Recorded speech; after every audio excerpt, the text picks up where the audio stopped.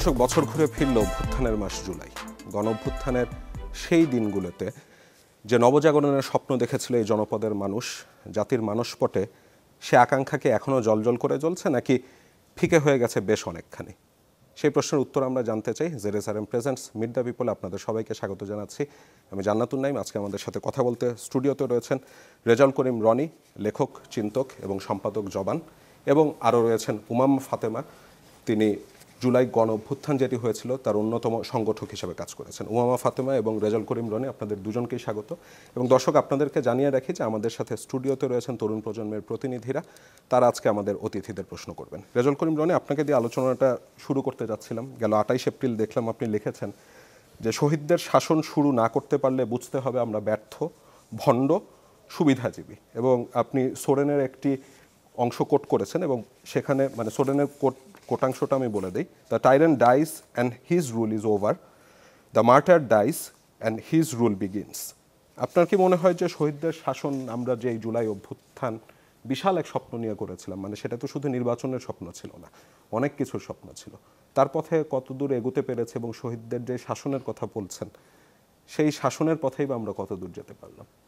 জি, ধন্যবাদ আমাকে আমন্ত্রণ জানানোর জন্য, এবং যে যেখান থেকে আমাদের শুনছেন দেখছেন সবাইকে আমার সালাম এবং কৃতজ্ঞতা। আপনার প্রশ্নের মধ্যে কিন্তু উত্তরটা আছে। সেটা হলো যে আপনার আমাদের শাসন করার ক্ষেত্রে আমরা সবসময় ক্ষমতাটাকে মাথায় রেখে শাসন ব্যাপারটা চিন্তা করি, কিন্তু সেটা শহীদদের শাসন কথাটা যদি আমরা চিন্তা করি, শহীদদের শাসন ক্ষমতা মাথায় রেখে চিন্তা করা যায় না। শহীদদের শাসন চিন্তা করতে হয় দায়িত্ব মাথায় রেখে, এবং এই দায়িত্ব পালন করার জন্য যে ধরনের মোরাল স্ট্যান্ডার্ড লাগে এবং সেই মোরাল স্ট্যান্ডার্ডটা অর্জন করা যায়। আপনি জীবিত আছেন কিন্তু আপনার স্পিরিট যেটাকে বলে, সেই স্পিরিটটা হইতে হবে শহীদ যিনি হয়েছেন তার মতো। এবং শহীদের স্পিরিটটা কীরকম ছিল? এখানে তার কোনো আকাঙ্ক্ষা ছিল না। ইনফ্যাক্ট এই আন্দোলনটা কিন্তু হাসিনা পতনের আন্দোলন ছিল না, আন্দোলনের বাই প্রোডাক্ট হিসাবে হাসিনার পতন হয়েছে। তার মানে আপনি আমি আন্দোলন লিড দিই নেই, আন্দোলন আমাদের লিড দিয়েছে। মানে আন্দোলন নিজে এখানে একটা সাবজেক্ট আকারে হাজির হয়েছে, যে কারণে আন্দোলন ইটসেলফ তার যে একটা সভারেন্ট স্বয়ম্ভূ কর্তা সত্তা, সেটার দিকে আপনার লক্ষ কোটি জনতা ধাবিত হয়েছে। এটার শুরুটার জন্য এটা হঠাৎ করে শুরু হয়েছে ব্যাপারটা এরকম না। আমাদের অভিজ্ঞতা থেকে আমি পার্টিকুলারলি বলতে পারি, আমরা 2013 সাল থেকেই আওয়ামী লীগের ব্যাপারে, আওয়ামী লীগের বিরুদ্ধে একটা অভ্যুত্থানের স্বপ্ন দেখে আসছি। কারণ হলো আওয়ামী লীগ বাই নেচার এমন একটা ফ্যাসিস্ট শক্তি, এটা যদি নিয়মতান্ত্রিকভাবে তত্ত্বাবধায়ক সরকারের দাবি মেনে বিরোধী দলে যাইতো, আবার ক্ষমতায় আসতো, তাহলে বাংলাদেশের রাজনীতি বা রাষ্ট্র কাঠামোর যে গণতান্ত্রিক রূপান্তরের স্বপ্ন আমরা দেখি সেটা হইতো না। মানুষ ভোট দিত, আচ্ছা ঠিক আছে আওয়ামী লীগ খারাপ করলো আবার আরেকটারে ভোট দিই, আচ্ছা ওটা খারাপ করলো আবার আওয়ামী লীগকে ভোট দিই। এই যে খেলা 54 বছরের, সেই খেলার মধ্যে পাওয়ার ক্যাপচার্ড বাই এলিটস, এই যে পলিটিক্যাল নন পলিটিক্যাল এলিট মিলায় যে ক্ষমতাটা কুক্ষিগত করে রাখা এবং জনগণকে সবসময় একটা অস্ত্র আকারে ব্যবহার করা বা নিয়ামক বা উপাদান আকারে ব্যবহার করা, সেই জায়গাটা থেকে আমরা বের হতে পারতাম না। এই জন্য এরকম একটা ফ্যাসিস্টিক কাঠামোকে যদি আপনি চিরতরে বিলোপ ঘটাইতে চান, তাহলে তার যে প্রধান এজেন্ট, তার যে রাজনীতি, সেই ফ্যাসিবাদী রাজনীতিটাকে এবং একটা গণ অভ্যুত্থানের মধ্য দিয়ে, একটা প্রতিরোধের মধ্য দিয়ে তাকে পরাজিত করতে পারতে হবে। এবং এই পরাজিত করতে না পারলে আপনি কখনোই এখানে গণতান্ত্রিক রাজনীতি শুরু করতে পারবেন না। ফলে এটা অভ্যুত্থান আমরা অনেক শুরু থেকে চাইতাম। ফলে সেটা অনেকবার ব্যর্থ হয়েছে, অনেকবার উদ্যোগ নেওয়া হয়েছে। শেষ পর্যন্ত যখন সফলতা আসলো, সেই সফলতার পরে আপনি যেখান থেকে কোট করলেন, সেখানে আমরা দেখলাম যে আমরা এই যে অভ্যুত্থানের মধ্য দিয়ে এই 24-এর অভ্যুত্থানটা কি, এইটার জাতির পিতা কে? এইটার জাতির পিতা হইল জেনজি জেনারেশন, জাতির পিতা এবং মাতা, হ্যাঁ, নারী পুরুষ নির্বিশেষে পুরা জেনারেশন, কোনো ব্যক্তি না। কিন্তু আমি কারো নাম বলতে পারবো না। হ্যাঁ, উমামা এখানে সংগঠক হিসেবে আছে, আরও অনেকেই আছে, কিন্তু আমি কারো নাম বলতে পারবো না। আমি নাম বলতে পারবো একটা জেনারেশন, জেন জি, পুরা এই যে জেনারেশন জাতির পিতা মাতা, এরকম একটা মুভমেন্ট আপনি ইতিহাসে আর কখনো হয় না আমাদের এখানে। আমাদের প্রত্যেকটা মুভমেন্টের মধ্যে আপনি ক্যারেক্টার ফাইন্ড আউট করতে পারছেন, কিন্তু এই মুভমেন্টটা এসেনশিয়ালি এত গুরুত্বপূর্ণ এবং এত ইউনিক যে এই মুভমেন্টটা ইটস সেলফ সাবজেক্ট। আপনি সাবজেক্ট না। আমি কি পাবো না পাবো, আমার কি পদ পজিশন হবে না হবে এটা না, এটাই অভ্যুত্থানের আমি পলিটিক্স। এই জায়গায় উমামার একটু অপিনিয়ন জেনে আসতে যাচ্ছিলাম। আপনি কিছুদিন আগে বৈষম্য বিরোধী ছাত্র আন্দোলন ছেড়ে দিলেন এবং ঘোষণা দিয়ে ফেসবুকে, আমি জাস্ট সেখান থেকে দুটো লাইন একটু কোট করতে চেয়েছি।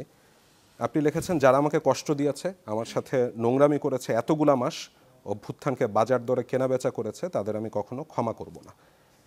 এই অভ্যুত্থানকে বাজার দরে কেনাবেচা কারা করলো মামা? না মানে অভ্যুত্থান তো 5 আগস্ট পরবর্তী সময়ে সবাই তার তার মতো করে ব্যবহার করেছে, তো এটা নিয়ে আলাদা করে বলার কিছু নেই। ইভেন আমি এটাও বলেছি যে আমার নিজের মানে আপনার অভিজ্ঞতাটা আমি জানতে চাচ্ছি। মানে আমি আমার বৈষম্যবিরোধী ছাত্র আন্দোলন সংক্রান্ত অভিজ্ঞতা নিয়ে খুব বেশি কথা বলার ব্যাপারে আগ্রহী না। অনেক পার্টিকুলার অনেকগুলো রিজন আছে যার কারণে আগ্রহী না। তবে আমি যেটা একদম শেষে বলেছি যে I want to start fresh. এখন যত বেশি হচ্ছে ওই বিষয়গুলো ঘাটাঘাটির মধ্যে হতে থাকবে, ইটস আননেসেসারি। আমার কাছে এই মুহূর্তে এগুলো পয়েন্টলেস আর আননেসেসারি। হয়তো হিস্টোরিক্যাল কোনো ইভেন্ট আকারে থেকে যাবে, সহকর্মীরা কিন্তু ঘাটাঘাটি করছে, ইটস আপ টু দেম। মানে আমি মনে করি যে ইটস আপ টু দেম, তারা যদি মনে করে যে তারা ঘাটাঘাটি করতে চায়, it's up to them. But আমার অ্যাসপেক্ট থেকে যেমন আমার সবসময় ছিল যে আমি যে কথাটা বলবো, আমি যে কাজটা করব, সেটার কোনো না কোনো একটা বেটার আউটপুট থাকতে হবে। যদি আমি দেখি যে আমার একটা কাজ বা আমার একটা কথার কোনো আউটপুট নেই, সো এই জায়গায় আমার ইনভেস্ট করার আসলে কোনো মানে নেই। সো আমার এই বৈষম্যবিরোধী এবং তার আফটার ম্যাথ নিয়ে এটাই বলার যে যেহেতু এইখানে কথা খরচ করে আমার খুব বেশি ভালো কিছু বের হয়ে আসার সম্ভাবনা কম, তাই আমি আমার শব্দ খরচ এখানে করতে চাই না। বরং I am much more comfortable যে we can talk about the whole appraisal thing and অথবা বর্তমান সময় বা ভবিষ্যৎ বাংলাদেশ, এগুলো নিয়ে বরং কথা বলা যায়। বৈষম্যবিরোধী এটা একটা part, but it's not the whole of the whole, it's not the whole, তাই না? এটা আমি সেই জায়গা থেকে তাহলে একটু জিজ্ঞাসা করি, অন্যভাবে প্রশ্নটা করি। মানে আপনি যখন এই জুলাই অভ্যুত্থানের সাথে ছিলেন, মানে আপনাদের হাত ধরেই তো একটা নতুন বাংলাদেশের জাগরণ হলো, সেই সময় আপনি কি স্বপ্ন দেখেছিলেন? 1 বছর পরে এসে সেই স্বপ্নের কতটুকু বাস্তবায়িত হতে দেখছেন, বা আপনার অভিজ্ঞতাটা কি এই বাংলাদেশ নিয়ে?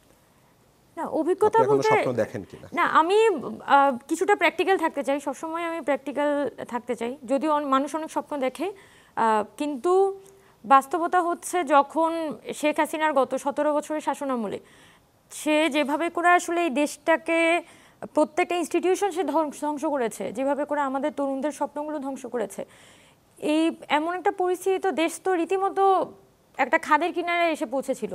সেখান থেকে যেটা রনি ভাইও বললেন যে জনগণ আসলে দেশটাকে উদ্ধার করেছে, জনগণ ইজ দ্য সাবজেক্ট। জনগণ সকল institution, even the political format, সব কিছুই যখন ফেল করে, তখন কিন্তু জনগণ রাস্তায় নামে এবং জনগণ তার দেশটাকে উদ্ধার করে আনে এরকম একটা জালিম শাসকের হাত থেকে। এখন পরবর্তী সময়ে কিন্তু কি হয়েছে, আমাদের তো ইনস্টিটিউশনগুলা রয়ে গেছে, ইনস্টিটিউশনগুলার যে কাঠামোগুলো ছিল সেগুলো যেভাবে করে ভাঙার কথা ছিল, সেটা অবশ্যই অনেক প্র্যাকটিক্যাল রিজন ছিল, হয়তো ভাঙা সম্ভব হয়নি, এগুলোতে অদল বদল করা সম্ভব হয়নি, হয়তো একদিন এগুলো সম্ভব হয়ও না। কিন্তু আমরা যে সিস্টেমেটিক চেঞ্জগুলোই দেশের মধ্যে দেখতে চেয়েছিলাম, আমার মনে হয় যে এটা সম্ভব হয়নি। ইটস বিকজ অনেকগুলো এন্টিটির মধ্যে যে একটা স্বার্থের ক্ল্যাশ, এই ক্ল্যাশটা আসলে বর্তমান যে অন্তর্বর্তীকালীন সরকার, তাদের পক্ষে মোকাবেলা করা সম্ভব হয়নি, এবং তারা চেষ্টা করছে অনেকখানি মোকাবেলা করার, বাট যেহেতু তারা একটা কমপ্লিটলি অ্যাপলিটিক্যাল এবং কমপ্লিটলি দেখা গেছে তারা কিছুদিন মানে এই ক্ষমতায় আসার আগ পর্যন্ত কিন্তু তারা লিটারালি কোনো সোশ্যাল মুভমেন্টের সাথে জড়িত ছিলেন না। এটার একটা ইম্প্যাক্ট হিসেবে অন্তর্বর্তীকালীন সরকারে যারা বর্তমানে আছেন, আমাদের উপদেষ্টারা, তাদের পক্ষে গাটসটা দেখিয়ে সামনে বিষয়গুলো হ্যান্ডেল করাটা সম্ভব হয়নি। এটা আমি মনে করি যে একটা বড় রিজন। আর পরিবর্তনের যে বিষয়টা, পরিবর্তন ইটসেলফ এটা একটা চলমান প্রক্রিয়া, এটা একটা দীর্ঘমেয়াদী প্রক্রিয়া, কিন্তু আমরা যেটা চাচ্ছি যে পরিবর্তনটা তো আমি 100 বছর ধরে দেখতে চাই না, পরিবর্তনটা তো আমি দেখতে চাই খুবই ইমিডিয়েটলি। যদি নেক্সট একটা পলিটিক্যাল গভর্নমেন্ট ইলেক্টেড হয়ে আসে এবং 90s-এর মতো, যেটা 1990 সালে নির্বাচনের পরে দেখা গেছে কোনো ধরনের সংস্কার বাস্তবায়ন হয় নাই, এবং আনফর্চুনেটলি 6-7-এর যে একটা আর্মি ব্যাকড গভর্নমেন্ট ছিল, তখনও কিন্তু এই ধরনের নানান সংস্কার কমিশন হয়েছে, তখনও এই ধরনের সংস্কারের বুলি হয়েছে, যেটা 2009 সালে আওয়ামী লীগ সরকার এসে সেই সংস্কারগুলো সব আমার মাঠে বাড়া যায়। তার মানে যদি এরকমই হয় যে সংস্কার is only about the papers, তার মানে তো 7 সালেও অনেক সুন্দর সুন্দর পেপার তৈরি হয়েছে, 2025 সালে এসে অনেক ভালো ভালো পেপার তৈরি হইলো, অ্যান্ড দেন আপনার একটা ইলেক্টেড গভর্নমেন্ট আসবে এবং সব কিছুই আবার সেম আগের সিস্টেমে চলতে থাকবে।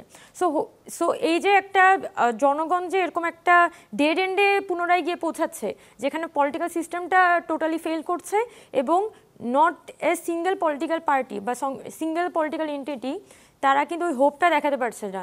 এই যে আধুনিক রাষ্ট্রের যে আধুনিক রাষ্ট্র বা আধুনিক গণতান্ত্রিক রাষ্ট্রের কনসেপ্টগুলোর যখন উন্মেষ ঘটছে, তখন দেখা যাচ্ছে একটা সামন্ততান্ত্রিক দেশগুলো আস্তে আস্তে আস্তে তার একটা গণতান্ত্রিক ব্যবস্থার মধ্যে যাচ্ছে। তখন কিন্তু বেশ কয়েকটা স্টেট আমাদের কাছে এক্সাম্পল হিসেবে ছিল, যেমন তখন লেনিনিস্ট যে রাষ্ট্র কাঠামোগুলো ছিল, যেমন সোভিয়েত ইউনিয়ন, বা তখন কিউবাও যেমন একটা উদাহরণ বলা যায়। তারপর আপনি চীনে যান, মাও কিন্তু তার মতো করে একটা স্টেট নির্মাণ করার চেষ্টা করেছে। তার মানে সবার কিন্তু এক ধরনের একটা রাষ্ট্রকল্প বা একটা রাষ্ট্র কাঠামো কিন্তু ছিল, এবং নতুন যে দেশগুলো তখন মাত্র কলোনিয়ালিজম বা উপনিবেশ থেকে বের হয়ে আসার চেষ্টা করছে, স্বাধীন হওয়ার চেষ্টা করছে, তারা কিন্তু দেখা যাচ্ছে এই এক্সাম্পলগুলোর দিকে তাকাতো যে আচ্ছা ঠিক আছে, we want to be like Cuba, we want to be like Russia, অথবা ইউএসএ পেট্রোনাইজ যে দেশগুলো স্বাধীন হয়, তারা দেখা যাচ্ছে ইউএসএর মধ্যে একটা ক্যাপিটালিস্ট কান্ট্রিতে পরিণত হচ্ছে। এটা হচ্ছে একদম আর্লি মানে লেট 20th সেঞ্চুরি পর্যন্ত এটা ফাংশন করেছে। বাট 21st সেঞ্চুরি, যেটা বর্তমান সময়ে আমরা অ্যাকচুয়ালি আছি, এখানে তো একটা বড় ফ্যাক্টর হয়ে গেছে জনগণ, যেটা 20th সেঞ্চুরিতে অ্যাকচুয়ালি জনগণ খুব একটা বড় ধরনের ফ্যাক্টর আকারে ছিল না। কারণ জনগণের যে এজেন্সি, জনগণ তার এজেন্সিটা প্রকাশ করতো কিসের মাধ্যমে? শুধুমাত্র ব্যালটের মাধ্যমে, তাই তো? কারণ ওই সময় ব্যালটই একমাত্র একটা পথ ছিল যেটার মধ্যে দিয়ে জনগণ বলতে পারে যে হ্যাঁ আমি এটা চাই বা আমি এটা চাই না। বাট 21st সেঞ্চুরিতে এসে আপনি দেখেন যে সোশ্যাল মিডিয়া একদমই উন্মুক্ত, সবাই কিন্তু চাইলে তার অপিনিয়নগুলো দিতে পারে। তাই জনগণ যে কনসেপ্টটা 20th সেঞ্চুরি পর্যন্ত প্র্যাকটিস হয়েছে, এখন এসে কিন্তু জনগণের ওই যে অবয়বটা এটা আরও বেশি স্পষ্ট এবং আরও বেশি রাষ্ট্রের কাছে আরও বেশি উন্মুক্ত। এখন রাষ্ট্র কনসেপ্টটা মানে রাষ্ট্র কিন্তু ইটসেলফ, এটা তো আসলে একটা ওয়েপেন, এটা একটা দমন পীড়নকারী সংস্থা, সে সবসময় অবদমন করে সে টিকে থাকে। কিন্তু এখন এই যে সেবক এবং শাসকের যে পার্থক্যটা 21st সেঞ্চুরিতে এসে অ্যাকচুয়ালি এটা সব থেকে মানে বলা যায় প্রধান কোয়েশ্চেনে কিন্তু আগামী কিছু বছরের মধ্যে পরিণত হবে।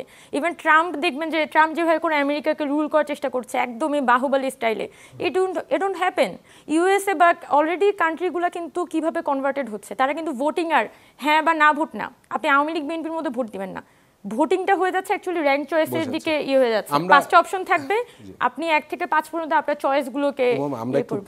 সো ইটস ভেরি ইন্টারেস্টিং যে এই যে আমরা পোস্ট আপরাইজাল পিরিয়ডে বাংলাদেশকে ব্যাখ্যা করছি, আমরা ব্যক্তিকে ব্যাখ্যা করছি। ব্যক্তি is not the subject, subject তো হচ্ছে যে অভ্যুত্থান এবং বর্তমান সময়ে যে 2011 থেকে আজকে 2025 পর্যন্ত যতগুলো আপরাইজাল হয়েছে প্রত্যেকটার প্যাটার্ন দেখেন, প্রত্যেকটা প্যাটার্ন এক, এবং প্রত্যেকটা ফেল করেছে, কিন্তু প্রত্যেকটা আবার বের হওয়ারও চেষ্টা করছে নানানভাবে, কিন্তু আবার নতুন মেকানিজমে রাষ্ট্রগুলো কিন্তু উঠার চেষ্টা করছে। সো ইটস ভেরি ইন্টারেস্টিং, যেটা আমার মনে হয় যে আমাদের আরেকটু না আমাদের আরেকটু আসলে ভাবা উচিত যে আমরা আসলে খুব আর্লি বিচার করছি কিনা। রনি ভাই কিছু বলতে? হ্যাঁ, সেটা হলো দেখেন, আপনি অভ্যুত্থান পড়ার পরে অবিরাম লুটপাটের দিকে যাওয়ার চেষ্টা করলেন, হ্যাঁ, কিন্তু কথা ছিল কি অভ্যুত্থানের পরে আপনি অবিরাম সংগ্রামের দিকে যাবেন, এবং অবিরাম সংগ্রামের দিকে যাওয়ার জন্য আপনার একদিনের হাজি হইলে হবে না, মানে একদিনে আপনি মহান স্যাক্রিফাইস করার জন্য উদার হয়ে গেছেন। নো, প্রত্যেক মুহূর্তে ওই সততা, ওই ইন্টিগ্রিটি এর পরীক্ষাটা নিজের কাছে নিজে দিতে হবে। এমন না যে চুরি করব ঘরে আর লোকজন ভাববে সৎ, ওরকম না। এটা নিজের সাথে নিজের এই যে অনেস্ট থাকার ক্রমাগত লড়াইয়ের মধ্য দিয়ে আপনার অভ্যুত্থানের যে একটা উন্মেষ, নতুন কালেকটিভ কর্তাসত্তা যেটা বললাম, যে নতুন স্পিরিটের কথা যেটা বললাম, সেখানে নিজেকে পিট করে আপনি অভ্যুত্থানের সংগঠক ধরেন, প্রধান ধরেন, কিন্তু আপনিও 5 তারিখের পর ওই জায়গা থেকে সইরা যাবেন, কারণ আপনি ওই কাঠামোর মধ্যে ঢুকে যাবেন। ফলে এটা নিরন্তর সংগ্রাম, এটা ইমান রক্ষার সংগ্রামের মতো অনেকটা, হ্যাঁ, এটা প্রতিনিয়ত এই প্র্যাকটিসের মধ্যে ঢোকা দরকার। দর্শকদের কাছ থেকে প্রশ্ন নিয়ে আসতেছিলাম, কে করবেন? যে ওখান থেকে আপনি করুন। আসসালামু আলাইকুম, আমি তাসজান মাহমুদ, বর্তমানে পড়াশোনা করছি আহসানুল্লাহ বিজ্ঞান ও প্রযুক্তি বিশ্ববিদ্যালয়ের প্রথম বর্ষে। জুলাইয়ের একজন সম্মুখসারী যোদ্ধা হিসেবে আজকের দিনে আমাদের গণ অভ্যুত্থান কতটুকু সফল হয়েছে সেই হিসেবে তো আমরা অধিকাংশ আশাহত। কিন্তু এই জায়গায় দাঁড়িয়ে আপনার কাছে আমার কোয়েশনটা হচ্ছে যে জুলাই আন্দোলনের যে প্ল্যাটফর্ম বৈষম্যবিরোধী ছাত্র আন্দোলন, এটা তো কোনো একক প্ল্যাটফর্ম না, কিংবা হচ্ছে কারো ব্যক্তি সিদ্ধান্তে তৈরি হয়নি। এটা হচ্ছে জনগণের আকাঙ্ক্ষা থেকে আমরা সম্মিলিত একটা প্ল্যাটফর্ম হচ্ছে বৈষম্যবিরোধী ছাত্র আন্দোলন। ঠিক যদি বলতে চাই, বৈষম্যবিরোধী ছাত্র আন্দোলনে যারা নেতৃত্ব দিয়েছিল তাদেরকে দেখেই কিন্তু বাসার মধ্যে যারা বসেছিল তারা হচ্ছে অনুপ্রেরণা পেয়েছিল হচ্ছে আন্দোলনে নামার জন্য।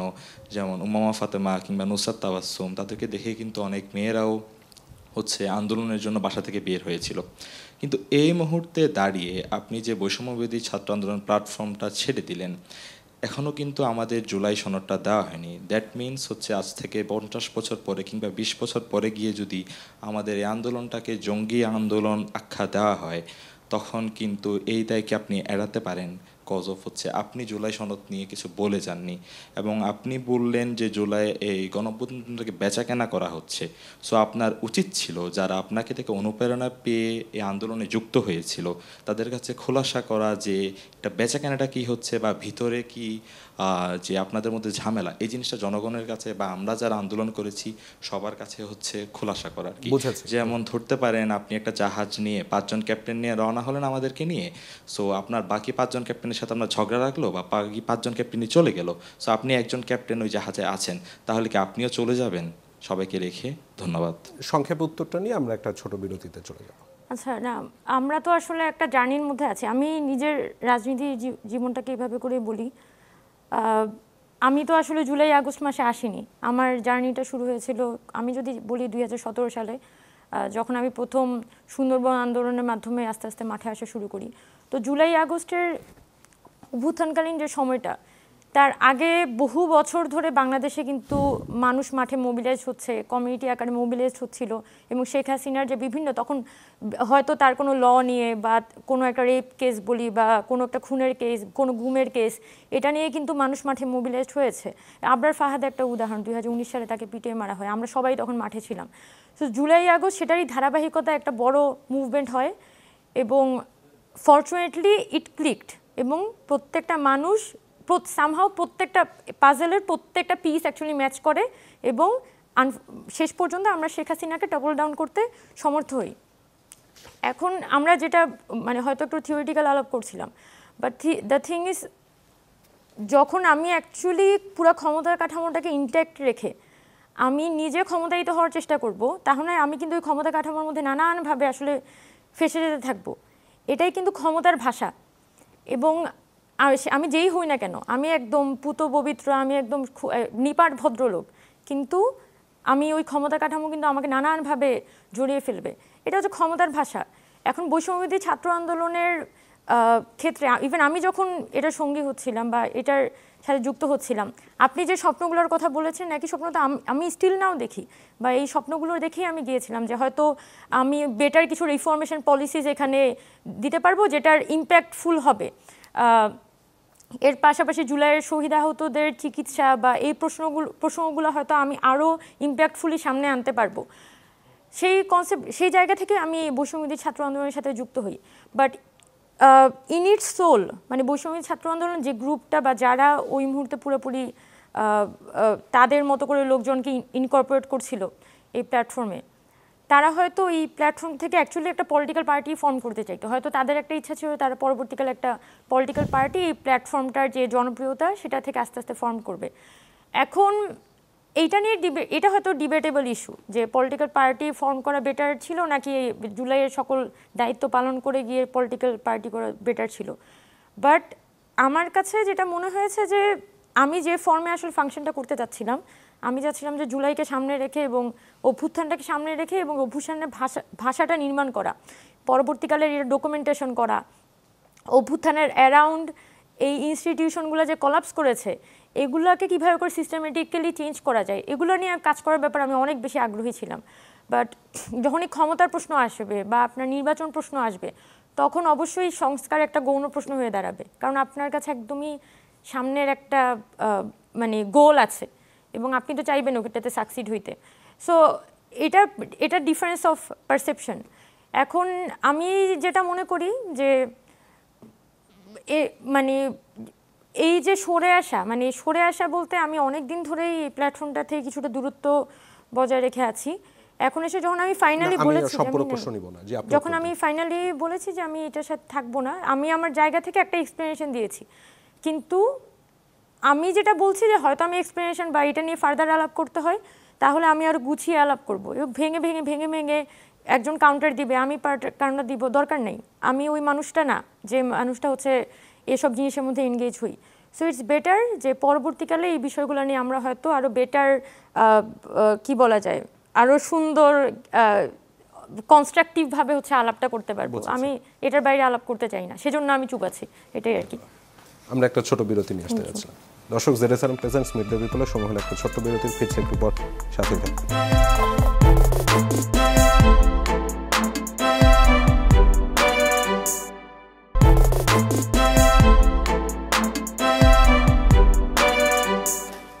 দর্শক, বিরতির পর আবারও স্বাগত। আপনারা দেখছেন ZSRM presents mid the people.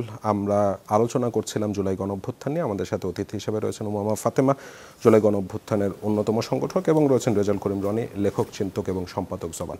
আপনাদের দুজনকে বিরতির পর আবারও স্বাগত। আমি শুরুতে একটু দর্শকদের কাছ থেকে যারা উপস্থিত আছেন তাদের প্রশ্ন নিয়ে আসতে যাচ্ছিলাম। কে করবেন? ওখান থেকে আপনি করুন, একটু সংক্ষেপে করবেন। আমি মানব, উত্তরা ইউনিভার্সিটি থেকে।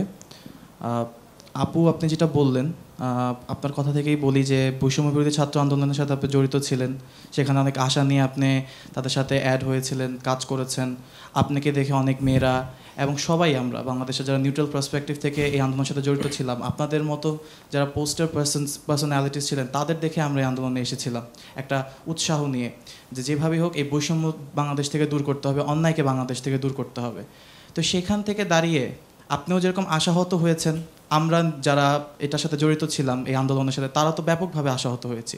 সেই আশাহতের জায়গা থেকে যদি আমি বলি যে আমাদের এই যে সোকল পোস্টার পার্সোনালিটিস যারা ছিলেন, তারা কতটুকুই বা ভূমিকা রাখতে পারছে নতুন বাংলাদেশে, এই যে আন্দোলন পরবর্তী সময়ে যে সংস্কার বলে মুখে পানি আনা হচ্ছে, এটার জন্য, বা এই যে আন্দোলনের যে মূল যারা ধারক বাহক ছিল, যেসব আহত এবং নিহত, তাদের রক্তের সাথে কতটুকু তাদের রক্তের হকটা আদায় হয়েছে, এটার জন্য তারা কি করতে পেরেছে, কতটুকুই বা কাজ করতে পেরেছে, এই যে সংস্কার হচ্ছে, সংস্কারের জন্য তারা কি করতে পেরেছে, এটা নিয়ে আমি প্রশ্ন করতে চাচ্ছিলাম। আরেকটা প্রশ্ন নিয়ে আসতে চাই আমি। না, পাশ থেকে না, ওখান থেকে কে করবেন? কেউ কি ছিলেন? আচ্ছা, এখানে কে জানি করতে যাচ্ছিলেন? আপনি আচ্ছা করুন। ধন্যবাদ মামাভুকে। বৈষম্য বিরোধী ছাত্র আন্দোলনের পথ ছেড়ে জনগণ কাতার আসার জন্য, সাধারণ শিক্ষার্থীদের কাতার আসার জন্য। অন্যদিকে আমরা দেখতে পাচ্ছি আপনার সহকর্মী এরা এখন দামি দামি গাড়িতে চড়ছেন, সারাদিন বেড়াচ্ছেন, এবং কারো কারো নাম হচ্ছে এখন বন্দর মাসুদ, কারো কারো নাম হচ্ছে ইন্ডিয়ান সার্জিস। এরকম প্রেক্ষাপটে আপনারা মনে করেন জনগণের কতটুকু আশা পূর্ণ হয়েছে? আরেকটি প্রশ্ন আমার আছে। না, আর প্রশ্ন নিব না, একটাই প্রশ্ন নিব। আরেকটা প্রশ্ন আছে, সেটা হচ্ছে আপনি যে এই বৈষম্য বিরোধী ছাত্র আন্দোলনের পথ ছাড়ছেন, সেটা কি ক্ষমতার দণ্ড নাকি জনগণের জনপ্রত্যাশা পূরণ হয়নি? যেটা হচ্ছে প্রথমে সংস্কারের আলাপটা, সংস্কার আমরা যখন বৈষম্যবিরোধী ছাত্র আন্দোলনের প্রথম দিকে আমরা যুক্ত হয়েছিলাম, একটা আহ্বায়ক কমিটি হয়েছিল, আমি মুখপাত্র হিসেবে যুক্ত হয়েছিলাম, তখন প্রথম দিকে তো এই আলাপটা এই সংস্কারের জায়গা থেকে আমার পারসেপশনটা ছিল যে যেহেতু বাংলাদেশে নানান ধরনের সংস্কারের কথা তখন চলছে এবং ইনস্টিটিউশনগুলোর খুবই ভগ্নদশা ছিল, তো সেই জায়গা থেকে অবশ্যই আমাদের একটা বড় দায়িত্ব কীভাবে করে ইনস্টিটিউশনগুলো আরও গণতান্ত্রিকভাবে রিফর্ম করা যায়। তো এই যে সংস্কারের জন্য বিভিন্ন ধরনের সংস্কার রিপোর্ট তৈরি হয়েছে, এখন এসে ঐকমত্য কমিশন তৈরি হয়েছে, আমার বরং পারসেপশনটা একটু ভিন্ন, যে সংস্কার বৈষম্যবিরোধী ছাত্র আন্দোলন এই জায়গাটায় পুশটা দিতে পারে নাই, কারণ কোরভাবে বৈষম্যবিরোধী ছাত্র আন্দোলনের একটা বড় অংশের আসলে কতটুকু সংস্কারের প্রতি আগ্রহ ছিল, সেই বিষয়টা অবশ্যই একটা প্রশ্ন বোধক চিহ্ন এখানে থাকবে। আরেকটা বড় বিষয় হচ্ছে যেটা এই সংস্কারের বিষয়ে কোর এন্টিটি কারা, এখানে তো আসলে একটা বড় স্টেক হোল্ডার আসলে পলিটিক্যাল পার্টিগুলো, যারা দীর্ঘদিন ধরে এখানে রাষ্ট্র কাঠামো বলে বিভিন্ন ইনস্টিটিউশনগুলো নিয়ে তারা পড়াশোনা করেছে, তাদের একটা বুঝ ব্যবস্থা আছে, এবং যখন ঐকমত্য কমিশন হলো এবং পলিটিক্যাল পার্টিগুলোর সাথে গভর্নমেন্টের এই সংস্কার নিয়ে আলাপ হচ্ছে, তখন আপনি দেখেন যে সংস্কারগুলো কিন্তু দিন শেষে পলিটিক্যাল পার্টির একটা ঐকমত্যের মধ্যে এসে পৌঁছেছে। মানে একটা সংস্কারের খুবই জরুরি, কিন্তু কোনো পলিটিক্যাল পার্টির সাথে একমত হতে পারছে না, তার মানে সংস্কার বর্তমানে বাংলাদেশে হবে না। তো এই যে টোটালি হচ্ছে এখানে জনগণের ভিতর থেকে সংস্কারের আকাঙ্ক্ষাগুলো নষ্ট হয়ে গেল, এইটার একটা বড় কারণ হচ্ছে পুরো সংস্কার কনসেপ্টটা বেসিক্যালি পলিটিক্যাল পার্টি আর সরকারের মধ্যকার কিছু বোঝাপড়ায় পরিণত হয়েছে। এখন আপনি যদি আমাকে জিজ্ঞেস করেন যে হয়তো বৈষম্যবিরোধী ছাত্র আন্দোলন কী রোল প্লে করতে পারতো, এটা আমি মনে করি যে এখানে অ্যাকচুয়ালি ছাত্রদের মধ্য থেকে একটা মধ্যস্থতা করার রোল আমরা প্লে করতে পারতাম। এবং যখন আমরা শুরুর দিকে গিয়েছিলাম আমাদের মধ্যে আলাপগুলো হইতো যে হয়তো আমরা এই সংস্কার প্রস্তাবনা আমাদের পক্ষ থেকে দেওয়ার কথা, বাট কখনোই এটা ফর্মুলেট করা সম্ভব হয়নি ফর সাম রিজন। হয়তো সবাই যেহেতু অভ্যুত্থান পরবর্তী সময়ে একদমই তাজা কি বলে কি ওয়ার্ম ব্লাডেড একদম তরুণ, তো কেউ টেবিলে বসে পড়ে যে একটু সংস্কার নিয়ে লিখবে ওই ধরনের লোকজন হয়তো আমরা ভিতরে পাচ্ছিলাম না, but it was the fact. আর অবশ্যই পলিটিক্যাল পার্টিগুলো তাদের যে রেসপন্সিবিলিটিটা এই জায়গায় দেখানো দরকার ছিল, যে এই ধরনের ওয়ার্মথ তাদের মধ্যে থাকার দরকার ছিল। আমি মনে করি যে বাংলাদেশের পলিটিক্যাল সিস্টেম এখনো পর্যন্ত জনগণের প্রতি সেই ওয়ার্মথটা শো করে, যার কারণে সংস্কার একটা ব্যাক সিটে চলে গেছে। আর একটা প্রশ্ন ছিল ক্ষমতা আর ইয়ের দ্বন্দ্ব, ক্ষমতা নাকি তো মানে ক্ষমতা জিনিসটা কি, মানে জিনিসটা হচ্ছে যে যখন আমাদের আহ্বায়ক কমিটি হচ্ছে তখন কি বলা হচ্ছে যে এটা ক্ষমতা না, এটা হচ্ছে আসলে একটা দায়িত্ব, যে এখানে আসবে তাকে হচ্ছে অনেক দায়িত্ব পালন করতে হবে, সারা বাংলাদেশের দায়িত্ব পালন করতে হবে। সো পরবর্তীকালে এই একই জিনিসটা যখনই আমি বলবো যে আচ্ছা ঠিক আছে আমি দায়িত্বটা নিতে চাই, তখন কিন্তু এটার দায়িত্ব থাকে নাই, তখন বলা হচ্ছে যে আমি ক্ষমতা যাচ্ছি। সো ইটস জাস্ট আমার কাছে যেটা মনে হয়েছে যে মানে আমি হ্যাঁ বললেও এটা সমস্যা, আমি না বললেও এটা সমস্যা। সো আমার যেটা মনে হয়েছে যে কেউ যদি মনে করতে চায় সে হাজারটা উপায় আছে একটা জিনিসকে ডিফাইন করার। ধরেন আমি এখন একটা লাইন বললাম, এই লাইনটাকে আরেকজন মানুষ কীভাবে করে ইন্টারপ্রিট করবে, এটা ইন্টারপ্রিটেশনের আসলে হাজার রকমের উপায় আছে। সো যার গুডউইল আছে সে চেষ্টা করে বেটার ওয়েতে ইন্টারপ্রিট করতে, আর যার গুডউইল নাই সে চেষ্টা করে কিভাবে করে নেগেটিভলি আমি ইন্টারপ্রিট করব। সো আমি মনে করেছিলাম যে দায়িত্বটা যদি আমি এখানে নিতে পারি, এই যে প্রশ্নগুলো আমি এতক্ষণ আপনারা করলেন, সংস্কারের প্রশ্ন থেকে শুরু করে জুলাই সনদের প্রশ্ন, আমার কাছে আরও বিষয় আছে, যেমন নারীদের যে অংশগ্রহণ এখানে ছিল, নারীদের যে আরও বিগার স্কেলে এই অভ্যুত্থানের স্টেক হোল্ডার হিসেবে সামনে নিয়ে আসা, এটা আমার একটা পরিকল্পনা ছিল। এর বাইরে আহতদের পুনর্বাসন আমার একটা বড় পরিকল্পনা ছিল। সো আমি পরিকল্পনা করেছিলাম যে হয়তো আমি যদি দায়িত্বটা পাই তাহলে আমি এই কাজগুলো করব, যেহেতু আমি পলিটিক্যাল পার্টিতে যাইনি। বাট হয়তো বাকিদের কাছে ইন্টারপ্রিটেশনটা সেম ছিল না। সো আমি বলেছি যে আচ্ছা ইটস ওকে, ইন্টারপ্রিটেশন সেম না হওয়াটা কোনো সমস্যা না। আর কি কেউ প্রশ্ন করবেন এখান থেকে? আচ্ছা আপনি করুন। হ্যালো, আসসালামু আলাইকুম। আমি নাইবুল রহমান হিমেল, তেজগাঁ কলেজ জাতীয় বিশ্ববিদ্যালয় থেকে বলছিলাম। আমার প্রশ্ন উমামা আপুর কাছে, যে আমরা দেখেছি যে বৈষম্য বিরোধী ছাত্র আন্দোলনের প্ল্যাটফর্মে অনেক এক্স ছাত্রলীগ তারা ঢুকে গেছে এবং তাদের বিভিন্নভাবে পুনর্বাসন করা হয়েছিল। এবং আমার প্রশ্ন হচ্ছে বৈষম্য বিরোধী ছাত্র আন্দোলনের মুখপাত্রর কাছে, যে এই দায় থেকে কি সে নিজেকে মুক্ত করতে পারবে কিনা, এবং উমামা ফাতেমার ভবিষ্যৎ পরিকল্পনা কি? এখন তো তিনি বৈষম্য বিরোধীতে নেই, তো ভবিষ্যতে উনি কি করবেন এই বিষয়ে আমি উমামার কাছে যাওয়ার আগে রনি ভাইয়ের কাছে একটা বিষয় জেনে আসতে যাচ্ছিলাম। মানে উমামার কথার সূত্র ধরে রনি ভাই দেখলাম 12 জুন লিখলেন যে এখন চারদিকে বিএনপি জামাত ইউনুস ভক্ত তৈরি হওয়ার মৌসুম শুরু হয়েছে। এই নব্য ভণ্ড ভক্তকুল হেন কোনো অপকর্ম নাই যা লিড দিচ্ছে না। গত 15 বছর সিস্টেমের বাইরে থাকা লোকগুলোকে পথ চিনিয়ে যারা নিজেদের পকেট তাজা করছেন, এখন তারাও লীগের কোলেই ছিল এতদিন। ফলে সব মিলে এক লীগময় পরিবেশ চারদিকে। প্রশাসন ও সরকারের দিকে তাকালে এটা পরিষ্কার বুঝতে পারা যায়। মানে প্রশাসন এবং সরকারের কোন কোন আচরণে আপনার কাছে মনে হয় যে একটা লীগময় পরিবেশ বিরাজ করছে? কোন আচরণ, আবার কোনটা বাদ দিবেন? এতক্ষণ তো এই আলোচনাই হইল। আপনার শুধু চেঞ্জ হয়েছে তো মাথাটা, হাসিনা নাই, আর সবই তো রয়ে গেছে আপনার। মানে প্রবলেমটা আপনার দেখেন, এখানে যে জায়গাটা আমাদের আলোচনা করতে হবে সেটা হলো দেখেন বৈষম্য বিরোধী এই জিনিসটা কি, এটা নিয়ে আপনারা অনেক প্রশ্ন করলেন। মানে গণতন্ত্রে আপনার যিনি ইকুয়াল তাকে যদি আপনি আনইকুয়াল চিন্তা করেন তাহলে তার প্রতি বৈষম্য হবে। আবার যিনি আনইকুয়াল তাকে যদি আপনি ইকুয়াল করার চেষ্টা করেন তাহলেও বৈষম্য হবে। ফলে বৈষম্যহীন অবস্থাটা হলো একটা পিওর ইউটোপিয়ান অবস্থা। এটা শুধুমাত্র আপনার বেহেশতে সম্ভব, দুনিয়াতে বৈষম্য থাকবে। কিন্তু দুনিয়াতে আপনি যেটা কায়েম করতে পারবেন সেটা হলো রাইটস। আপনি মুসিকে ব্যারিস্টারের মর্যাদা দিতে পারবেন না, কিন্তু আপনি মুসির অধিকারটা ফেরত দেন, ও ভালো মুসি হোক, মুসি হিসাবে ভালোভাবে থাকুক। হ্যাঁ, কিন্তু আমাদের এখানে যেটা হয় সেটা হলো এই অধিকারের তর্কটা হারাই যাচ্ছে।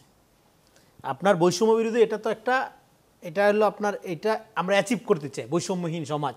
কার্ল মার্কস জীবন দিয়ে দিছে, হ্যাঁ, এই আপনার সাম্য কায়েম করার জন্য। গোটা সারা পৃথিবীর এটা ধর অনেক বিপ্লবী জীবন দিছে স্বপ্ন, তাই কিন্তু এটা ন্যাচারাল না, এই জিনিসটা বুঝতে হবে। এটা অনেকে রাগ করতে পারেন। বৈষম্যটা আপনার প্রকৃতিতে এই যে ভিন্নতার মধ্যে আপনি এক ধরনের বৈষম্য খুঁজতে পারেন। আপনি বলবেন যে গরু বেশি খায়, আপনার খামারে গরু আছে, ছাগল আছে, তো ছাগল কম খায়, ছাগলের প্রতি আপনার বৈষম্য, হ্যাঁ আপনি বলতে পারেন। কিন্তু ছাগলের প্রকৃতি এরকম যে ও কম খাবে, গরু বেশি খাবে।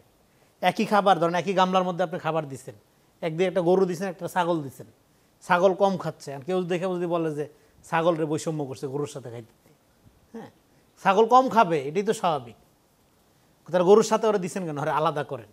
ফলে আপনার বৈষম্যহীন অবস্থাটা এটা টোটালি একটা সুপার অবস্থা, এটা আমরা চাইতে পারি, কল্পনায় দোষ নাই।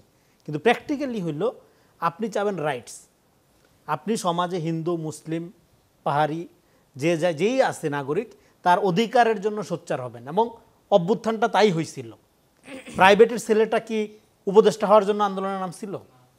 ও বলছিল যে এই ছেলের অধিকার নষ্ট করা হচ্ছে, গুলি করে হত্যা করা হচ্ছে, তাই না? ফলে আপনার বৈষম্যের চিন্তাটা, স্পিরিটটাকে আপনার নিজে আগে ভুল বুঝেন না, তাইলে আপনি এই যে সব কিছুর দায় বৈষম্য বিরোধী প্ল্যাটফর্মকে দিয়ে দিচ্ছেন।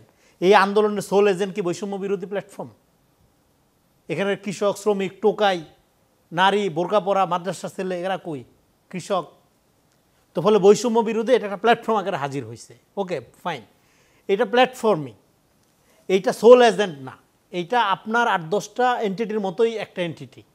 এটাকে খুব সুপার ন্যাচারাল, এর কাছে যা চাবেন তাই সে পূরণ করতে পারবে, এর মুখপত্র সুপারম্যান সুপার ওম্যান, নো।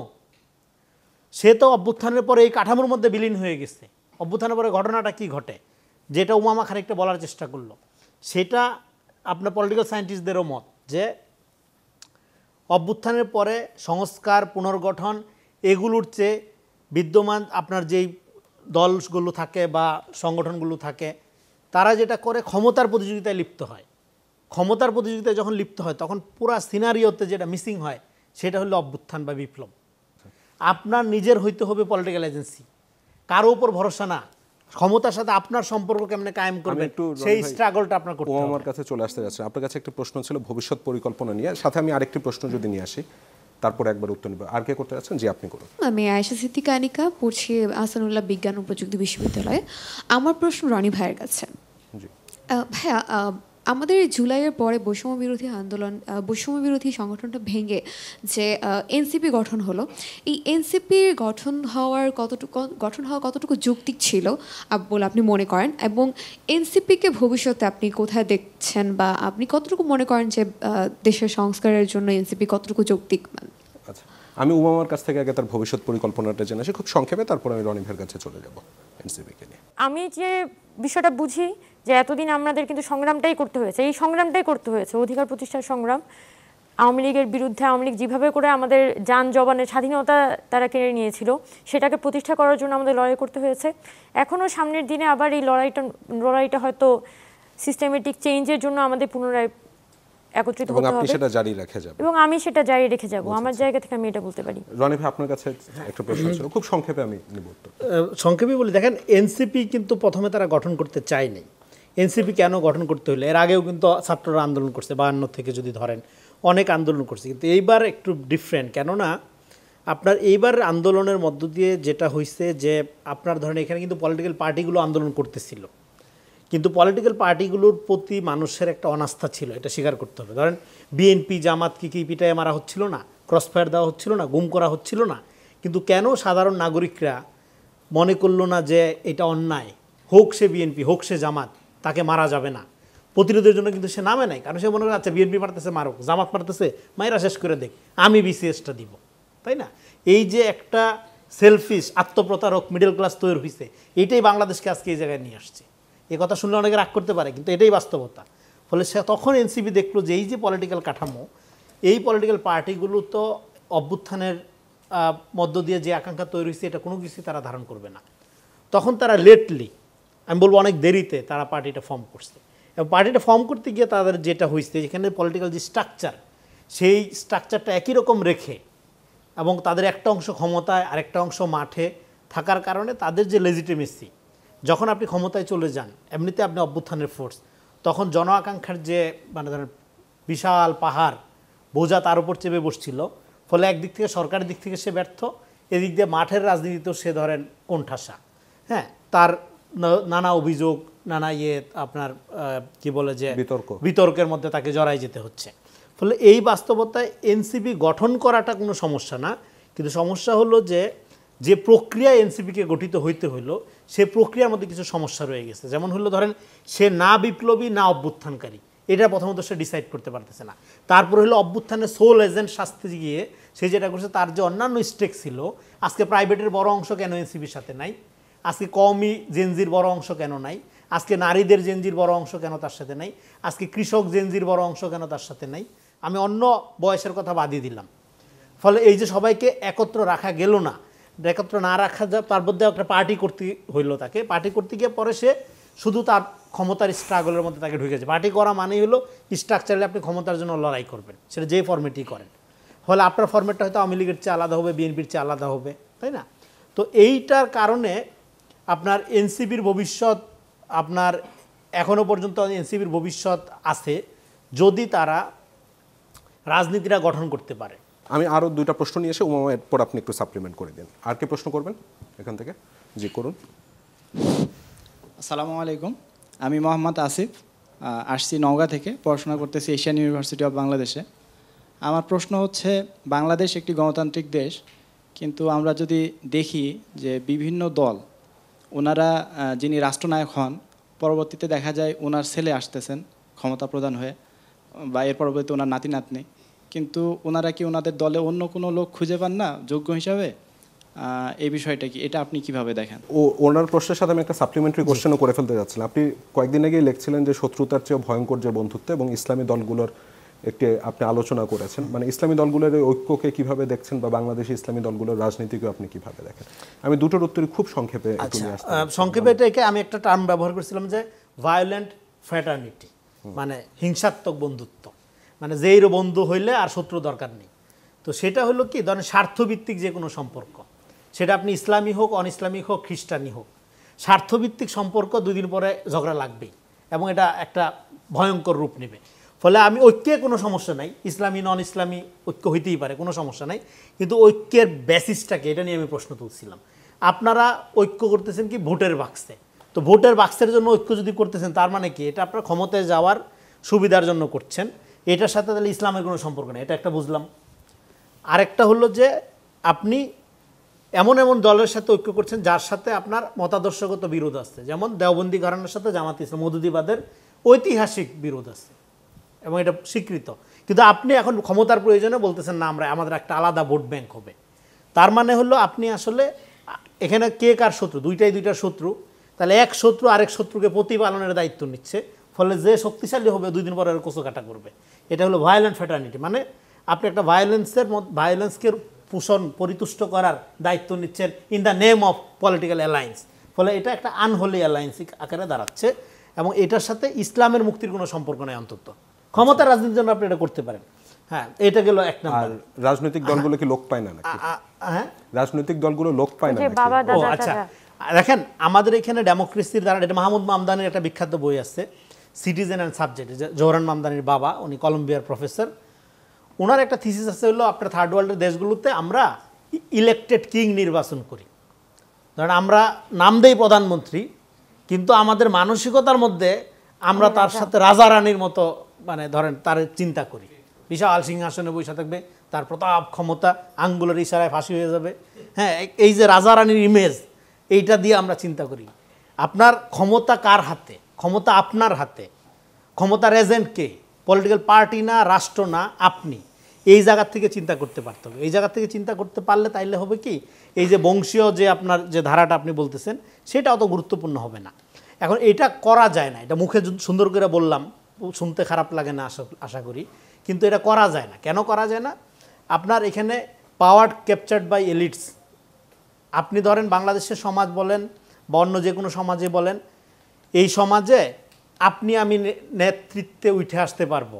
ধরেন আপনার এই যে পোলাবানদের নিয়ে যে বিতর্কটা হচ্ছে, ধরেন আপনার গ্রামে আপনি যান, আমি আমার অভিজ্ঞতা বলি, আমার গ্রামে যে আপনার গ্রামে যান, আপনি খুব নর্মালি যাবেন, স্বাভাবিকভাবে গিয়ে আপনার সুন্দর প্রস্তাবনাগুলোর কথা বলবেন, হ্যাঁ, মানুষকে বুঝাবেন যে আমার সাথে আসেন, আমার রাজনীতিটা করেন, তাহলে আপনার এই সুবিধা আমরা নিজেরা আসেন একসাথে করব। আর আমি যাব একটা পাজারো নিয়ে, 500 গাড়ির বহন নিয়ে। এবার লোকজন দেখেন আপনার পাশে আসে না, আমার পাশে আসবে আমার পাশে। কেন আমার পাশে আসবে? এই যে ইস্টাবলিশমেন্টের একটা মোহ, সেই জন্য পলিটিক্সের মানেটা আপনার চেঞ্জ করে ফেলতে পারতে হবে। পলিটিক্সের মানে ছিল একদিন ক্ষমতা, এখন পলিটিক্সের মানে হবে ফিলান্থ্রপি অ্যাজ পলিটিক্স, আমরা আর দুইটা সেবাটাই প্রশ্ন রাজনীতি, যেটা নিয়ে আলোচনা এসে- করলো। ফলে এটা শেষ করি। এই জন্য আপনি যতক্ষণ পর্যন্ত এই রাজনীতির অর্থ দেখেন, কালে কালে সব কিছুর অর্থ চেঞ্জ হয়। 71 সালে রাজাকার ঘৃণিত ছিল, 24-এ রাজাকার স্লোগান দিয়ে আপনাকে নামতে হইল। ফলে এখানে রাজাকার স্লোগানটাই মুক্তিযুদ্ধের স্লোগান, মুক্তির স্লোগান। ফলে আপনার রাজনীতি কথাটার মানে 2025 সালের আগ পর্যন্ত যে অর্থ ছিল, 24 সালের আগ পর্যন্ত যে অর্থ ছিল, সে অর্থে ধরে রাখলে তো আপনার এই অবস্থায় থেকে যাবে, হ্যাঁ, রাজা রানীর মতোই হয়ে যাবে, বাপ ছেলেই আসবে। তো এই জন্য আপনাকে রাজনীতির অর্থটা চেঞ্জ করে ফেলতে হবে। এই জন্য গোটা বাংলাদেশে হলো জনগণ, জনগণ বলি আমরা সবাই, তাই না? আওয়ামী লীগ জনগণ বলতো, বিএনপি বলে, জামাত বলে, জনগণ না, নাগরিক ভিত্তিক রাষ্ট্রের কথা আমরা বলি। এই জন্য রাষ্ট্রের একটা ভালো একটা গুরুত্বপূর্ণ পয়েন্ট উমামা তুলছে যে রাষ্ট্র কনসেপ্টে বারবার আমাদের ডিল করতে হয়। যেন অভ্যুত্থানের পরে আমরা বলছিলাম আমরা কেমন রাষ্ট্র চাই, আমরা রাষ্ট্র চাই হলো, একদম শেষ করে দিচ্ছি, আমরা একটা ভ্যালু বেসড রাষ্ট্র চাই। ইডিওলজি থাকবে সমাজে, আপনি ইসলামী শাসন চান, আপনি সমাজতন্ত্র চান, সমাজে ঝগড়া করেন, রাষ্ট্র কোনো ইডিওলজিক্যাল রাষ্ট্র হবে না, রাষ্ট্র হবে একটা ভ্যালু বেসড রাষ্ট্র। সেখানে আমার দল কোনোদিন ক্ষমতায় না গেলেও আমার নাগরিক অধিকার রাষ্ট্র লঙ্ঘন করবে না। এরকম একটা কন্ট্যাক্ট ক্ষমতার সাথে মানুষের, রাষ্ট্রের, নাগরিকদের সরাসরি সম্পর্কের একটা জায়গা যদি আমরা তৈরি করতে না পারি, তাহলে সবসময় পরিবার, বংশ অথবা এলিট গোষ্ঠীর কাছে ক্ষমতাটা ক্যাপচার থাকবে। আমি আর শেষ দুটো প্রশ্ন, আমি একটু জাস্ট দুটো প্রশ্ন নিয়ে আসি, আমি আলোচনাটা র্যাপ আপ করে দিব। কে করতে চান? যে ওখান থেকে আপনি করবেন। আসসালামু আলাইকুম, আমি মারিয়া খান মিম, যাত্রাবাড়ি থেকে এসেছি। যাত্রাবাড়ির সম্মুখ যোদ্ধা আমি। তো আমি একজন নারী যোদ্ধা হিসেবে উমামাপুর কাছে একটা প্রশ্ন করতে চাই যে পুরো আন্দোলন জুড়ে আপনি কোথায় আন্দোলন করেছিলেন এবং আন্দোলন পরবর্তী সময়ে মেয়েদের নেতৃত্বেই আপনি চলে এসেছিলেন, কিন্তু এই মেয়েদের নেতৃত্বে আসার পরেও আপনি কি থানাভিত্তিক গিয়ে মেয়েদের, নারী যোদ্ধাদের কোনো খোঁজখবর রেখেছিলেন কিংবা তাদের সেফটি বিবেচনা করেছিলেন? তাদেরকে কোনো সেফটি দেওয়া হয়েছিল? আমাদের অনেক নারী যোদ্ধারাই ঘরে ফিরে গেছে, তাদের এটার মূল কারণ কি? এটা যদি আপনি একটু ব্যাখ্যা দিতেন আমাদেরকে। আচ্ছা, আমি আরেকটা প্রশ্ন নিয়ে আসবো, শেষ প্রশ্ন কে করবেন? আচ্ছা, আমি ওখান থেকে নিয়ে আসছি। আসসালামু আলাইকুম, আমি তামিম রানা, ব্রাহ্মণবাড়িয়া থেকে। আমার প্রশ্ন হচ্ছে রনিবার কাছে, বিগত 54 বছরে আমাদের রাষ্ট্রের কাঠামো একই রকম ছিল। একজন আসে, এসে একটা কথা বয়ান দেয়, এই বয়ানের উপরে আবার তাদের এই মুখে এক কথা, অন্তরে আরেক সিনারি রাখে। তো কেন বিগত 54 বছরে আমাদের রাষ্ট্রের কাঠামো চেঞ্জ হয় নাই? এটার জন্য আসলে কেন চেঞ্জ করা যাচ্ছে না, এই বিষয়টা নিয়ে একটু যদি বলতেন যে কিভাবে আমরা রাষ্ট্রের কাঠামোটা চেঞ্জ করতে পারি। ওখান থেকে আপনি করবেন। আসসালামু আলাইকুম। জি, আমার নাম সাইম ইসলাম। এখন বর্তমানে যে এনসিপি একটা নতুন দল আসছে, এটাতে এই দলটাকে মানুষ এখন ভোট দিতে ভয় পায়, বেশিরভাগ মানুষ। ভোট তো এখন আসেইনি, ভয় পাবে কিভাবে? মানে আসতে যাচ্ছে, মানে আসার আগে মানুষ মানে কেউ মানে নিরুৎসাহিত হয়ে যাচ্ছে আর কি ওই দল থেকে। আমি অনেকজনের কাছ থেকে শুনেছি যে এরকম বিএনপি যত খারাপ করুক, ও খারাপকে ভোট দিব, কিন্তু আচ্ছা বুঝেছি, মানে এটা আপনার একটা পারসেপশন আছে, বুঝেছি। এনসিপি কে দিব না কেন? মানে ওই দল থেকে মানে আগে মানুষ। আচ্ছা, সেই পারসেপশনটা কেন হলো? ওয়ামা, আপনি জাস্ট 2 মিনিট সময় পাবেন, রনি ভাই 2 মিনিট সময় পাবেন। আমি তো সাপ্লিমেন্টারি অ্যাড করতে যাচ্ছিলাম, ওটাকে অ্যাড করা যাবে না? না, মানে ইয়ের মধ্যে দিয়ে যে ওই স্টেটের আলাপে চলে গেছিলাম, যদিও খুবই থিওরিটিক্যাল ইয়ে হয়েছিল। তো ওই অভ্যুত্থানের কথা বলি না, অভ্যুত্থান টিকে থাকবে কিনা, অভ্যুত্থানকে হারিয়ে যাবে কিনা, অভ্যুত্থান হারিয়ে যাচ্ছে, এই ধরনের প্রচুর রেটরিক আমরা শুনে থাকি। তো জুলাই, মানে আবার আরেকটা হচ্ছে জুলাই ঘোষণাপত্র হলেই যেন অভ্যুত্থানটা টিকে থাকবে। তো দের ইজ এ থিং যে আমরা সবসময় সব কিছুকে দেখতে চাই, আচ্ছা একটা পেপার ওয়ার্কের মধ্যেই মনে হয় সব ইয়ে হয়ে যায়, বাট দ্য থিং ইজ যে জুলাই টিকে থাকে থাকতো তার পরিবর্তনের মধ্য দিয়ে, এবং জুলাই টিকে থাকবে আসলে তার পরিবর্তনের মধ্য দিয়ে। কেন আসলে 71-এ এত বড় মুক্তিযুদ্ধ হওয়ার পরও কেন আসলে স্টেট হিসেবে তো বাংলাদেশ ডেভেলপ করতে পারে নাই? এখন 2024 সালের অভ্যুত্থানের পরে যদি আমাদের স্বপ্নটা কী ছিল, যে এমন কোনো রাষ্ট্র কাঠামো আমি চাই না যেখানে আইন শৃঙ্খলা বাহিনী দেশের যে আইন শৃঙ্খলা বাহিনী তার নিজের জনগণের উপরকে গুলি চালাতে পারে, এটাই তো কোর কনসেপ্ট ছিল। কিন্তু এই কোর কনসেপ্টটাকে এস্টাবলিশ করার জন্য রাষ্ট্রের অন্যান্য সিস্টেমগুলোকে বা ইনস্টিটিউশনগুলোকে ঠিক করতে হয়। এখন আজকে এসে আমি দেখছি কিছুদিন আগে ইউনাইটেড ইন্টারন্যাশনাল ইউনিভার্সিটি থেকে যখন স্টুডেন্টদেরকে বহিষ্কার করে দেওয়া হলো, পরবর্তীতে কিন্তু পুলিশ গিয়ে হামলা চালিয়েছে আবার ছাত্রদের উপর। আবার গতকালকে দেখিয়েছে যে পটিয়াতে পুলিশ দলবল নিয়ে ওখানে বৈষম্যবিরোধী ছাত্র আন্দোলন থেকে ছাত্ররা গিয়েছে, একজন ছাত্রলীগ নেতাকে নিয়ে তাদের উপরে পুলিশ হামলা চালিয়েছে এবং পুলিশের একটা ব্যাপক ক্ষোভ এবং পুলিশের যে আবার একটা দুর্বৃত্তায়নের পথে হাঁটছে, ইটস বিকজ পরিবর্তনটা তো আমরা হয়নি। এবং মানুষ, আমি মনে করি যে এই যে এত বড় অভ্যুত্থান হলো, এটা টিকে থাকবে যদি আমরা জনগণের কাছে আজকে হোক কালকে হোক আমরা যদি অভ্যুত্থানের মধ্য দিয়ে, অভ্যুত্থান খুবই বড় একটা ইভেন্ট এবং এই পরিবর্তনগুলো ভিজিবল হতে অনেক সময় লাগে, দেখা যায় 5 বছর 10 বছর 20 বছর চলে যায়। নারীদের নিয়ে একটা প্রশ্ন করেছিলেন, সেটা যদি উত্তর দেন। 20 বছর চলে যায়, কিন্তু এই পরিবর্তনটা যদি সমাজের মধ্যে থাকে তাহলে জুলাই অভ্যুত্থান সোসাইটিতে এস্টাবলিশ থাকবে। আর যে নারীদের যে প্রশ্নটা করেছিলেন, যে আমি প্রথমত আমার একটা কোয়েশ্চেন হচ্ছে আমি কি নারীদের নেতৃত্ব হিসেবে এখানে গিয়েছিলাম কিনা। আমি এই জিনিসটা ফিল করেছিলাম যে নারীদের যেহেতু একদমই সাইডলাইন করে দেওয়া হচ্ছে চারপাশ থেকে, তো এখানে অবশ্যই আমার একটা দায়িত্ব যে নারীদেরকে সামনে নিয়ে আসা। তবে আমি একমাত্র নারীদেরই দায়িত্ব মানে রিপ্রেজেন্টেটিভ হিসেবে এসেছি, এই কনসেপ্টটাতে আমি মনে করিনি। আর আরেকটা কথা, আসার পরপর আমাদের এখানে প্রচুর চেষ্টা ছিল যে আমরা নারীদেরকে নানান জায়গা থেকে নিয়ে আসি এবং আমাদের নির্বাহী কমিটিতে যতটুকু সংখ্যক নারীদেরকে এখানে যাতে রাখা যায় সে বিষয়ে আমি কথা বলি।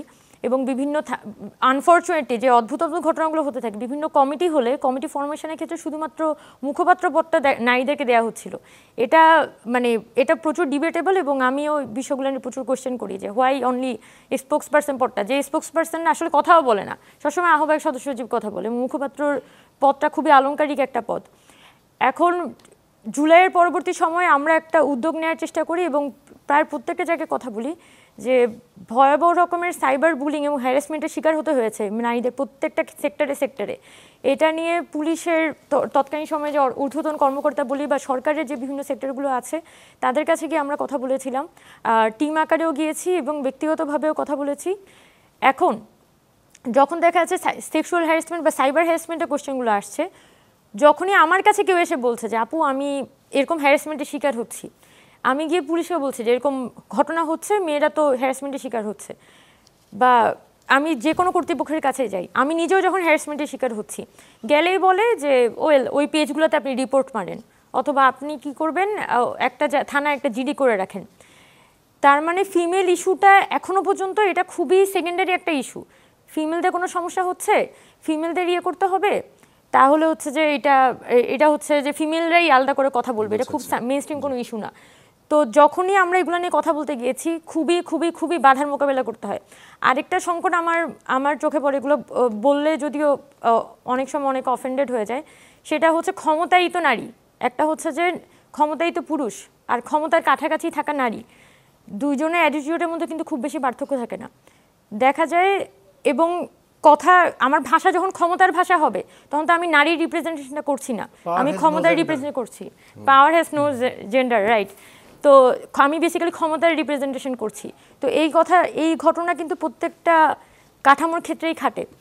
তবে আমাদের এখনো পর্যন্ত আমরা চেষ্টা আছে, অনেক মেয়েরা আমরা কানেক্টেড আছি এবং আরও কীভাবে আরও বড় স্কেলে আমরা কানেক্টেড হতে পারি এগুলো নিয়ে এখনো পর্যন্ত কাজ করছি। এর মধ্যে আমরা আন্দোলনও করেছিলাম একবার, আসিয়ার যখন ধর্ষণের ঘটনা হয় তখন আমরা সারা বাংলাদেশে এরকম মেয়েদেরকে কিভাবে করে মুভ করা যায়, মেয়েদের কীভাবে অর্গানাইজ করা যায়, তখন আমরা এই মুভমেন্টটা শুরু করেছিলাম ধর্ষণের বিরুদ্ধে। এই চেষ্টাটা এখনো পর্যন্ত আছে, কারণ এটা তো একটা দীর্ঘমেয়াদী যাত্রা। রনি ভাই একদম সংক্ষেপে। আচ্ছা, এটা খুবই ভালো প্রশ্ন। 54 বছরের এই ব্যর্থতাটার কারণটা হইল দুইটা দিক থেকে উত্তরটা দেই। যে কোনো সমস্যায় একটা সক্রেটিসিয়ান স্কুল অফ থটের ছাত্র হিসেবে আমি বলবো জ্ঞানের সমস্যা। তো আমাদের এই 54 বছরে যে রাষ্ট্রটা এরকম ব্যর্থ, আমাদের বাচ্চাদের জীবন দিতে হইল, এটার প্রধান দায় হইল আমাদের এখানকার অশিক্ষিত বুদ্ধিজীবীদের। কারণ হইল আপনি চিন্তা ভাবনা করে এমন একটা রাষ্ট্র বানাইছেন, মুক্তিযুদ্ধের চেতনার এমন এক ন্যারেশন বানাইছেন যেটা গণহত্যাকারী হয়ে উঠছে। ফলে এখানে বুদ্ধিজীবীদের কোনো কথা শোনা যাবে না, নিজেদের বুদ্ধিজীবী হয়ে উঠতে হবে। এনসিপিকে নিয়ে ওনার একটা প্রশ্ন আরেকটা আসতেছি, এবং আরেকটা রাজনৈতিক কাঠামোর দিক থেকে সমস্যা হয়েছে কি, তাহলে এবার আপনি চিন্তা করলেন করাপ্ট লোক দিয়ে এমন বুদ্ধিজীবী আনলেন যাদের কিনতে ডলার লাগে না, টাকা হইলে কেনা যায়। এবার এদেরকে আইনে আপনি একটা রাষ্ট্র ক্ষমতার মধ্যে বা ক্ষমতা কাঠামো তৈরি করলেন যেই রাষ্ট্রের কোনো ট্রান্সপারেন্সি নেই এবং ট্রান্সপারেন্সি না থাকার কারণে এখানে কোনো ট্রুথ নাই এবং এটার উপরে জনগণের কোনো আস্থা নেই, ট্রাস্ট নাই। এবং জনগণ যে ট্রাস্ট অর্জন করতে পারলো না রাজনৈতিক দলগুলোর উপরে, নির্বিশেষে সবগুলোর কথাই বলতেছি, কারণ হইল ট্রান্সপারেন্সি না থাকলে ট্রাস্ট আসে না, স্বচ্ছতা না থাকলে বিশ্বাস আসে না। আপনি আপনার কোন বন্ধুকে বিশ্বাস করেন, আপনি আপনার কোন বান্ধবীকে বিশ্বাস করেন? যে বান্ধবী আপনার কাছে ট্রান্সপারেন্ট, যে ছলাকলা করে তারা তো আপনি বিশ্বাস করেন না, তাই না? তাহলে এই যে ট্রান্সপারেন্সির ঘাটতিটা, এটা পলিটিক্যাল কালচার, পার্টি, এই ঘাটতির কারণে জনগণ বিশ্বাস করতে পারে না এই পার্টিগুলোকে, এবং এটা আঞ্জাম দিছে দলদাস, বুদ্ধিজীবী, সাংবাদিক, মিডিয়া, এই মিলে এটা পুরো একটা এই জাহালিয়াত কায়েম হয়েছে বাংলাদেশে। রনি ভাই, আপনাকে অসংখ্য ধন্যবাদ, এবং সেই সাথে উমামা ফাতেমা, আপনাকে অসংখ্য ধন্যবাদ। যারা আমাদের দর্শক সারিতে ছিলেন আপনাদের সবাইকে অসংখ্য ধন্যবাদ, এবং দর্শক যারা টিভি সেটের সামনে ছিলেন আপনাদেরকে ধন্যবাদ জানিয়ে আজকের ZSRM presents meet the people অনুষ্ঠানটি শেষ করছি। শুভরাত্রি।